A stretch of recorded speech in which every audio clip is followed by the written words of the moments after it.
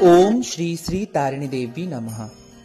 माँ तारिणी घंट संघ चलित वर्ष माँ तारिणी पवित्र चैत पर्व केमिति शांति श्रृंखला सह समापन हेले।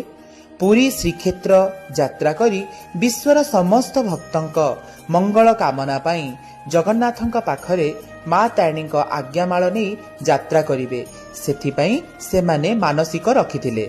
गत गुरुवार दिन घंट संघर समस्त सदस्य पुरी श्रीक्षेत्र अभिमुखे यात्रा करथिले एवं सेठारे पहुंची महाप्रभुंक दर्शन सहित समस्त भक्तंकर मंगल एवं विश्वर शांति पई प्रार्थना करी खुशी रे पुणी प्रत्यावर्तन करिसंती।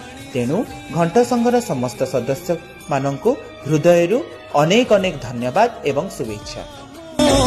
माँ तारिणी